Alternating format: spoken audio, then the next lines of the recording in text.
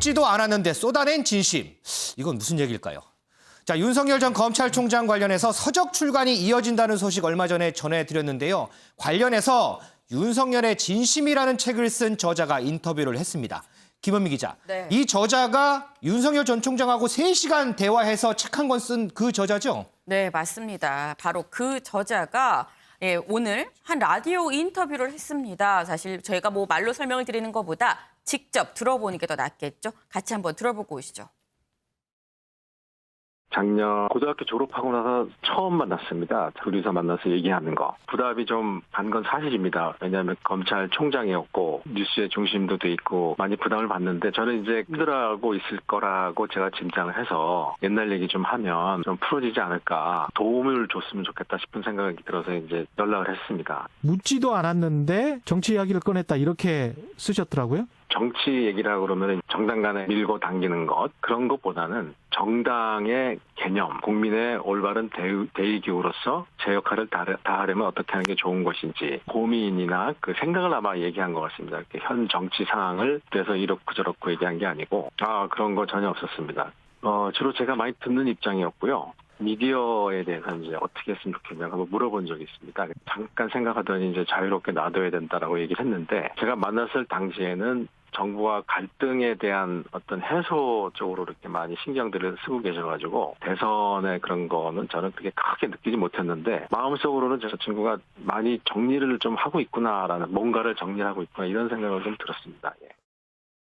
네, 지금 들어보시면 이 윤석열 전 검찰총장이 검찰총장일 당시에 서초동에 있는 한 식당에서 이 책의 저자랑 만났다라고 합니다. 네. 만나서 아까 들으신 것처럼 묻지도 않았는데 본인이 먼저 정치 얘기를 꺼내더라라고 얘기를 합니다. 그래서 키워드가 묻지도 않은 진심이군요. 네, 맞습니다.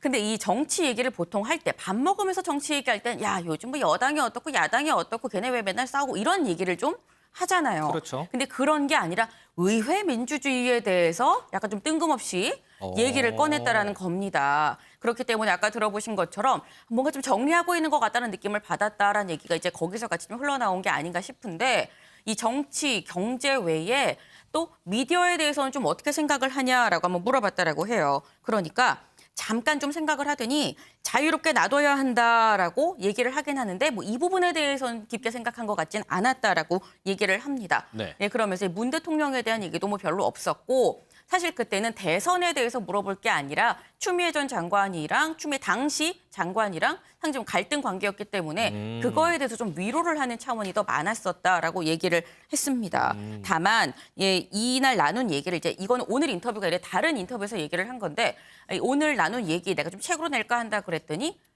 돌아온 대답이 고맙네였다라고 합니다. 지금 윤 전 총장 관련 서적이 몇 종 출간이 됐습니다. 그런데 출간되자마자 베스트셀러 상위권에 이름을 올리고 있다고 합니다. 이렇게 윤 전 총장을 향한 관심 뜨겁기도 한 것 같은데 여론은 또 그렇지도 않은 것 같습니다. 윤지영 기자. 네. 윤 전 총장이 대선까지 완주하지 못할 것이다, 이런 의견이 많다면서요? 네, 맞습니다. 이 한국사회여론연구소가 지난 9일에서 10일 이틀 동안 진행한 여론조사 결과에 따르면요, 윤 전 총장이 대선에 완주하지 못할 것이라는 응답 무려 46.5%로 나타났습니다. 완주할 것이라는 응답이 39.3%였는데 오차 범위 밖에서 앞지른 겁니다. 이 완주할 것이라는 응답 가운데서 국민의힘 지지층의 경우에는 71.6%로 국민의힘 지지층은 완주를 할 것이라고 봤지만 전체적으로는 완주를 못할 것이라는 의견이 더 많았던 겁니다. 네. 또 윤 전 총장을 대권 후보로 꼽는 이유에 대해서도 물었는데요. 여기에서는 야권 유력 후보가 없어서라는 응답이 1등을 차지했고, 그리고 정부 여당에 대항해서 검찰 장악에서 보여준 리더십 등이 그 뒤를 이었습니다. 그런데 이것도 재미있는 건 이념 성향별로 응답의 양상이 조금 갈렸는데요. 네. 이 보수층의 경우에는 28.7%가 윤 전 총장의 리더십을 이 대권 후보로 꼽는 이유로 꼽았는데요. 네. 진보층에서는 48.3%가 유력한 야권 후보가 없기 때문이라고 답했습니다. 보수층에서는 윤 전 총장 본인을 보는 거고, 이 진보층에서는 대안이 없기 때문에 대안으로 윤 전 총장을 보는군요. 네, 그렇죠. 윤경호 의원님, 지금 윤 전 총장 하면 대선 주자 선호도 1위를 달립니다. 그런데 완주를 못할 것이다라는 응답이 또 높습니다. 이 부분 어떻게 분석을 해야 될까요? 그러니까 약간은 신기루일 수도 있고요. 신기루요? 예, 그러니까 아직 손에 잡히지는 않고 있잖아요. 그렇죠. 정치 참여하겠다 본인이 선언하지도 않았고 그러나 뭐 누가 봐도 이쯤까지 와 있는데 정치 참여 안 하겠어? 이제 이런 생각이 들 거죠. 제일 큰 관심은 그러면 국민의힘에 입당하는 거야? 네. 아니면 새로운 뭐 자기 세력을 만드는 거야 이거잖아요. 그렇죠. 윤 전 총장에 대해서 끝까지 완주 못할 것 같다는 의견이 의외로 저렇게 많은 건 제가 보기엔 두세 가지 이유가 있어요. 우선 첫째는 기반이 없지 않습니까? 아직은 없죠. 네. 정치 세력화를 하기에는 지금 시간도 부족하고 돈도 많이 들 텐데라는 걱정이 들잖아요. 더 중요한 건데 정체성이 불분명해요.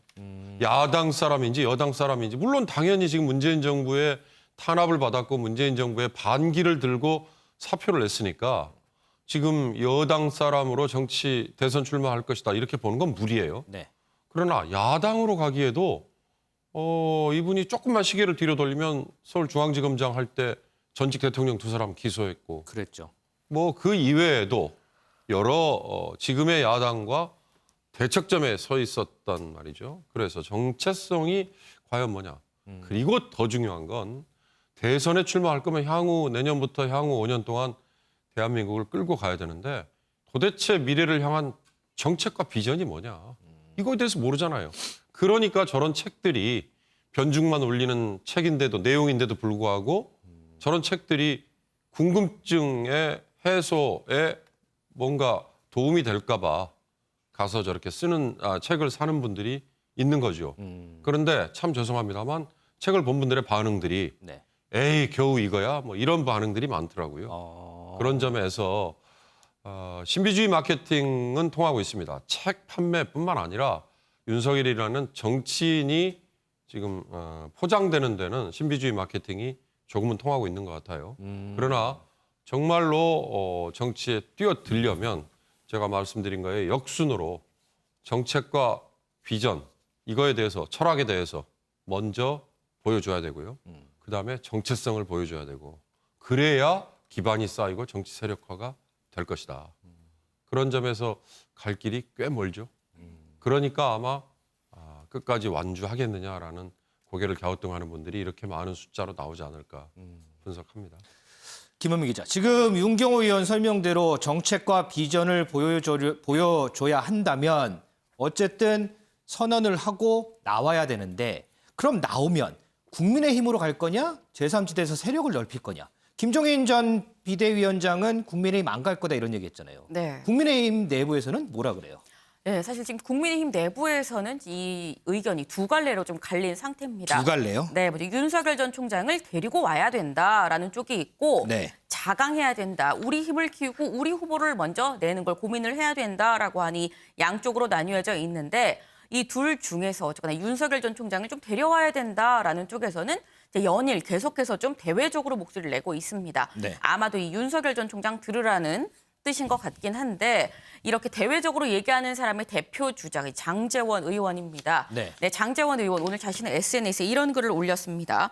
윤 전 총장이 김종인의 덫에 걸려서 야권을 분열시키고 민주당한테 정권을 헌납하는 데 동참을 한다면 여기 역사에 씻을 수 없는 죄를 짓는 거다. 거의 뭐 협박성 발언 수준인데 그러면서 한 얘기가 이 제3지대 그리고 대선을 앞두고 급조한 떴다방 정당으로는 정권을 창출할 수 없다는 게 이미 역사로 증명이 됐다 때문에 국민의힘을 배제하고 정권 창출은 할 수가 없고 윤 전 총장이 잘 생각해야 된다라고 약간 회유하는 발언을 하기도 했습니다. 네. 여기에 더해서 하태경 의원도 좀 한마디를 보탰는데요. 하태경 의원 역시 SNS에 향후 전당대회는 100% 국민 여론조사로 해야 된다라고 얘기를 했습니다.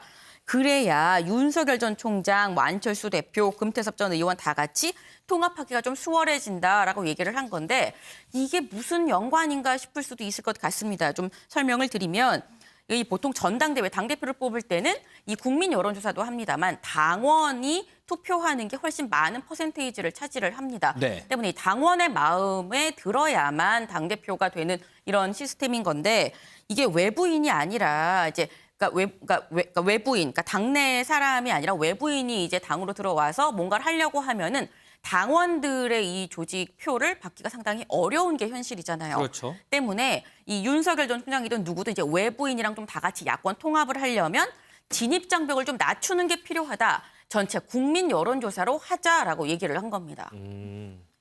네, 이렇게 야권에서는 윤 전 총장을 향해서 끊임없이 러브콜을 보내고 있는 상황인데요. 그런데 여당에서는 윤 전 총장에게 아킬레스건이 있다는 이야기가 나오고 있습니다. 아킬레스건이요? 네, 바로 김남국 민주당 의원이 어제 한 라디오 프로그램에 출연을 해서 한 얘기인데요. 어떤 발언이었는지 직접 들어보시죠. 거기에 대해서 불만이 많죠.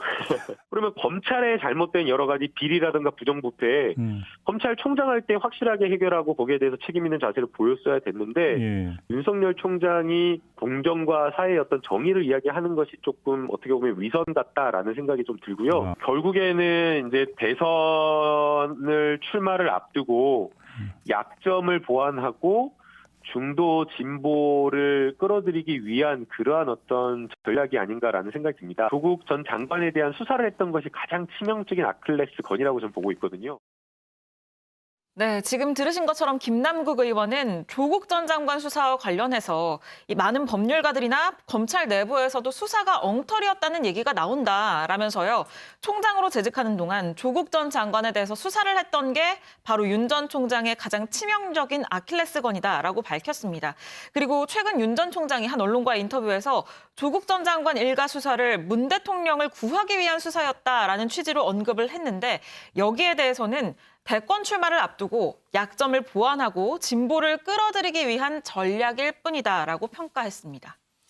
소 의원님, 지금 김남국 의원은 조국 전 장관 수사한 건 아킬레스건이다. 조금 전에 윤경호 의원도 그 전 정권에서 뭐 박근혜 전 대통령 뭐 수사한 부분 여당에다 이제 부담이다. 그런데 여권에서 지금 들어와라. 뭐 아니다. 뭐 여러 가지 의견이 나눠요. 이런 상황에서 만약에 국민의힘에 들어간다라고 하면 이 부분들, 그러니까 박근혜 전 대통령을 수사했고 이런 부분들이 좀 상쇄가 될 수가 있을까요? 일단 윤석열 전 총장의 조국 전 장관에 대한 수사가 아킬레스건이 될 것이다. 그때부터 대선 출마를 생각했고 중도 진보층을 끌어들이기 위한 그런 뭐 수사였다. 글쎄요. 김남국 의원의 저 얘기가 국민들한테 설득력이 있을까요? 그때부터 이미 정치적으로 속에 마음을 갖고 네. 뭐 수사를 했다라는 건데 그 정도로 윤석열 전 총장이라는 인물 그동안에 쭉 보여줬던 어떤 행태들을 봤을 때 그렇게 정치적인 셈법을 가지면서 그 당시부터 그렇게 했다라고 보는 것은 너무 그건 과도한 추측이 아닌가 저는 그렇게 생각을 하고 윤 전 총장이 정치권 아직 뭐 선언은 하지 않았지만 이렇게까지 오게 된 배경은 결국은 어쨌든 조국 전 장관 수사를 계기로 해서 그 윤 전 총장을 자리에서 쫓아내기 위한 여러 가지 여권에서의 움직임 이런 것들이 너무 정말 심각할 정도로 벌어지고 그것이 결국은 이른바 이 중수청 설립으로까지 이어지는 이 상황에서 윤 전 총장이 결국은 나올 수밖에 없는 상황으로 이어진 그런 속에서 윤 전 총장이 이제 검찰총장을 사직하고 나왔다라고 저는 보는데 네. 그렇기 때문에 김남국 의원의 저런 분석은 저는 너무 과도한 분석이다라고 생각을 하고요. 지금 상황에서 윤 전 총장이 국민의힘에 입당을 할 것인가? 저는 그냥 입당할 것 같지는 않아요. 그럼 어떻게 그러니까 지금 이제 이 김종인 전 비대위원장이나 그 국민의힘의 여러 의원들이 지금 험한 말을 서로 막 주고받고 있지 않습니까? 네. 이것은 저는 향후에 그 야권 통합의 주도권을 잡기 위한 삿바 싸움이 이미 시작이 된 것이다. 이렇게 생각을 합니다. 김종인 전 비대위원장 입장에서는 지금 국민의힘 가지고는 안 돼. 네. 라고 얘기를 계속하고 있는 거죠. 그렇죠. 이것이 이제 현재 국민의힘에 몸담고 있는 분들 입장에서는 이제 발끈하게 되는 거죠. 엊그제까지 있었던 분이 나가서 막 비판을 하니까 아니 이게 지금 뭐 하자는 겁니까? 이렇게 얘기를 당연히 할 수밖에 없을 텐데 김종인 전 비대위원장이 저런 메시지를 자꾸 던지면 국민들 머릿속에 그래 국민의힘을 딱 지지해서 정권 창출하기는 거기 참 아직 많이 부족하지 이런 생각이 생기게 되거든요. 그렇게 되면 이제 향후에 여러 가지 이 활동을 하고 야권 통합으로 가는 과정에서 국민의힘이 변하지 않으면 안 된다는 여론이 자꾸 커지는 겁니다. 네. 그 여론을 김종인 비대위원장은 안고 가려고 하는 것이고 그렇기 때문에 윤석열 전 총장이 지금 바로 호롤단신 뭐 국민의힘에 들어가서 거기서 뭘 한다? 이것은 기존에 변하지 않은 국민의힘이라는 거기에 그냥 올라가는 것 외에 의미가 없는 거죠. 그렇기 때문에 그런 행보를 할 가능성은 저는 별로 없다라고 보고 결국에는 같이 할 가능성이 크지만 거기로 가는 과정은 뭔가 새로운 가치, 새로운 비전, 국민의힘의 변화, 그리고 야권 전체의 변화 이런 것들을 만들어가는 과정 속에서 야권이 하나가 되는 그 속에서 윤석열 전 총장이나 금태섭 전 의원이나 이렇게 같이 할 수가 있는 것이지 국민의힘이 가만히 현재 있는 상황에서 윤석열 전 총장 들어오고 뭐 안철수 전 대표 들어오고 다 이렇게만 해서 야권 통합이 될 것인가. 서로 그렇게 된다고 하면 그건 별 시너지 효과가 없는 거죠. 그냥 뭐 통합만 해서 뭐 하겠습니까? 통합의 과정이 뭔가 좀 감동도 줘야 되고 새로운 가치와 비전을 만들어가는 과정으로서의 통합이 이루어져야지 단순한 물리적인 통합이라는 것은 사실 별 의미가 없는 것이죠. 자, 윤석열 전 총장이요. 결심이 서야 정치인도 만나고 하는 거 아니냐 뭐 이런 얘기를 했다 그러는데 그 결심은 과연 언제 설까요? 이 김종인 전 비대위원장 예상대로 과연 5월일까요? 궁금해집니다.